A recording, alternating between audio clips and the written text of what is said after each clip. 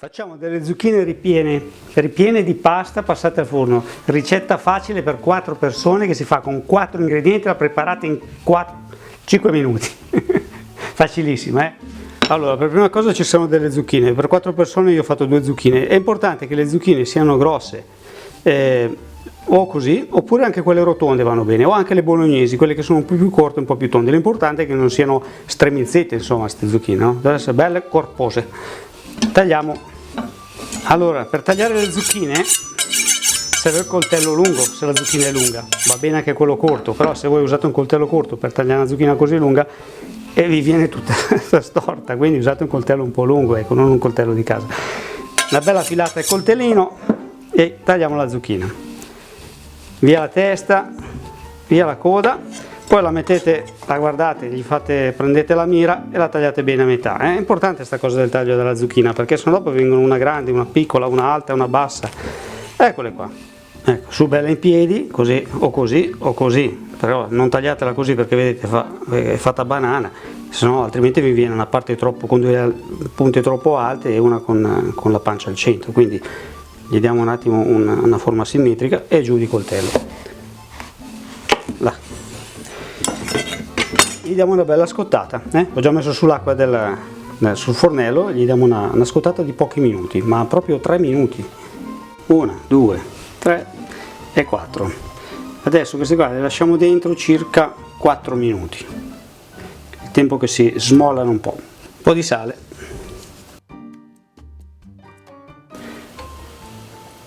Magari dopo 2 minuti le girate, così stanno più felici nell'acqua caldina. Ecco, dopo che hanno bollito per 3 minuti, 4 minuti, vedete che sono un pochino cotte, ma appena il colore è ancora bello verde vivace, le tiriamo fuori. E adesso con un cucchiaio non troppo grande le dobbiamo scavare. Segnettino in testa, segnettino in coda e scaviamo, andiamo in su, piano, non c'è che c'è bisogno per forza fare i fenomeni, far tutto in una volta sola, si può fare anche in 2-3 pezzi. Ecco qua. E teniamo i pezzi in un pentolino. Un po' alla volta scaviamo il più possibile senza distruggere la povera zucchina, la grattugiamo, ecco, via. E conserviamo tutto, non si butta via. Ecco qui, abbiamo fatto una specie di barchetta. Dopo mettiamo la pasta dentro qui con una bella cremina che adesso andiamo a fare. Farà un pochino fatica all'inizio a staccarsi perché è ancora al dente la zucchina, però noi insistiamo perché la zucchina dopo un po' cede. Ecco, andiamo fino in fondo. Fatto.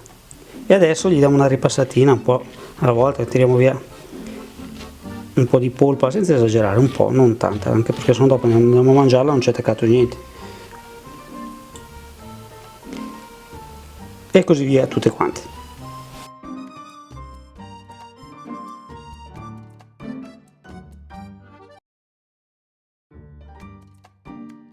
Adesso ricordatevi di fare questa cosa, le rovesciamo, ribaltate, rovesciate a testa in giù in una bacinella, così l'acqua in eccesso la lasceranno nella bacinella, nella ciotola, intanto che prepariamo la crema per fare il ripieno.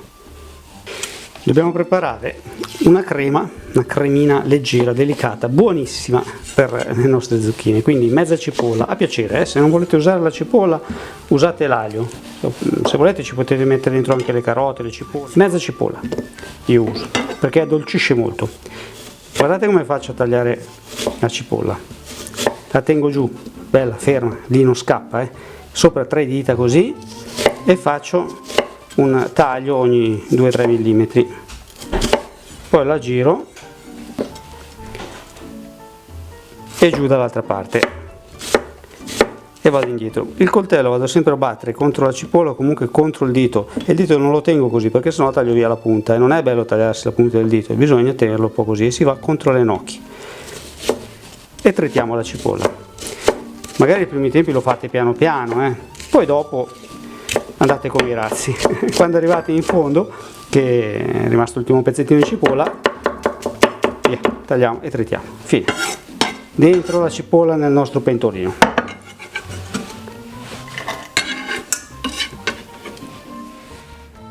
Goccino di olio extravergine, buono.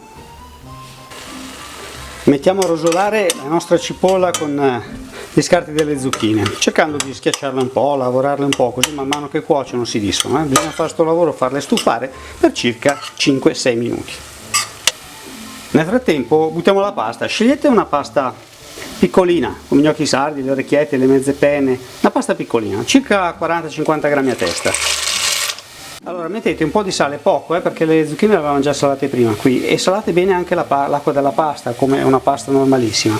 In questo bel soffritto qua potete mettere dentro qualsiasi porcata vi passi per la testa, ovvero per esempio della bacon, della pancetta, del guanciale a pezzetti, dello speck, dei gamberetti, dei funghi, qualsiasi cosa. Io lo faccio liscio, ma voi fatela come volete. Il fondo della pentola incomincia a rosolare, a appiccicare un po', un goccino di acqua tiepida dentro.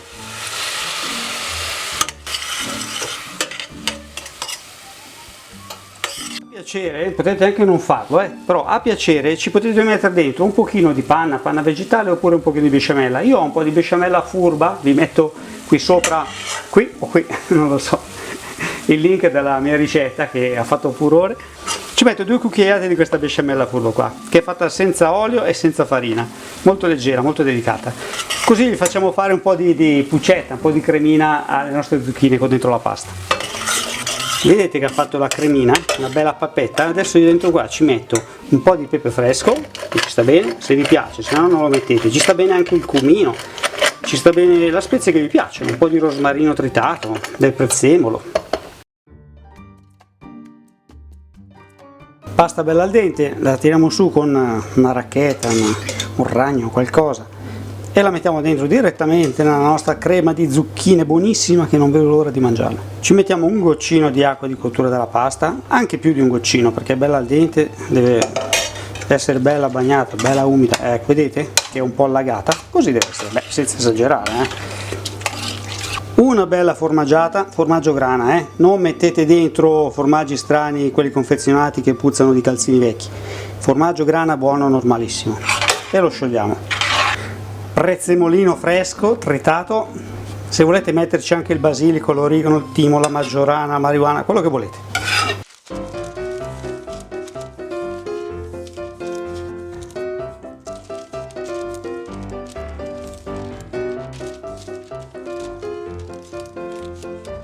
Guardate le nostre zucchine che avevamo messo a testa in giù, vedete, hanno lasciato l'acqua in eccesso dentro una bacinella che ho tenuto così un po' rialzata. Naturalmente potevate usare anche una teglia unica per fare tutto, però vabbè, io ne usate 2, tanto oggi non lavo mica io, lavo la rapanella. E 4 belle barchette di zucchine le abbiamo messe in fila. Adesso mettiamo la pasta, vedete perché la pasta doveva essere piccola? Perché sennò dopo vi spara fuori dappertutto. Bisogna riempirli bene, belli pieni.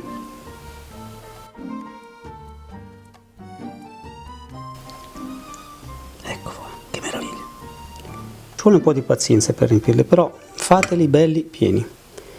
Come vedete li sto mettendo dentro asciutti, li sto pescando da sopra, ma dopo gli mettiamo sopra anche la cremina.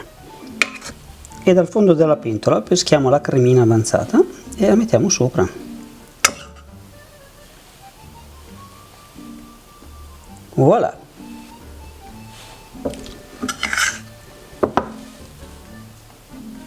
E sopra ci mettiamo una spolverata di grana, appena leggera, non c'è bisogno di metterne tanta.